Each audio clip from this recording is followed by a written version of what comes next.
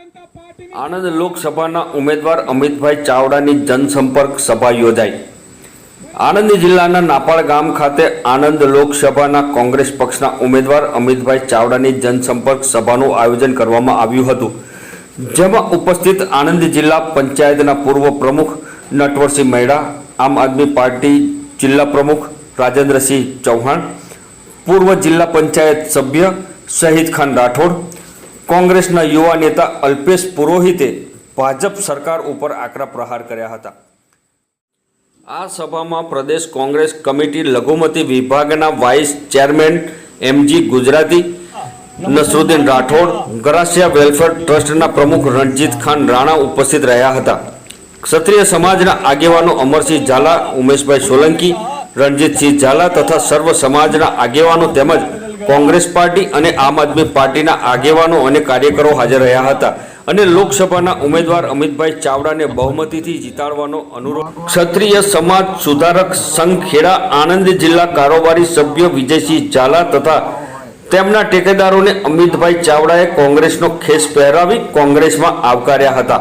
વિજયસિંહ મગનભાઈ ઝાલા મારું નામ, નાપાડ વાંટા ઝાલુ તલાવડીનો રહેવાસી છું અને વર્ષોથી છેલ્લા 15 વર્ષથી બીજેપી જોડે સક્રિય સભ્ય તરીકે કામ કર્યું છે।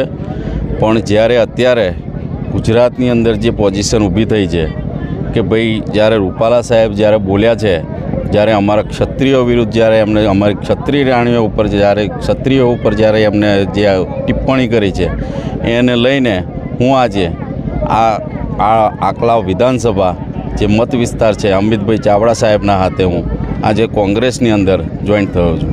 जी गुजराती है और मैं आनंद में रहता हूँ और कांग्रेस में माइनॉरिटी सेल का गुजरात का वाइस प्रेसिडेंट भी हूँ और सेक्रेटरी भी हूँ स्टेट लेवल पे। बस जनता सब जानती है और पूरे हिंदुस्तान की जनता थक चुकी है, क्योंकि ये दो ही लोग हैं जो पूरा हिंदुस्तान बेच रहे हैं और चला रहे हैं। तो प्रजा जो है, कौम है, लोग जो हैं वो त्राहिमाम पुकार रहे हैं, थक चुके हैं और परेशान हो चुके हैं।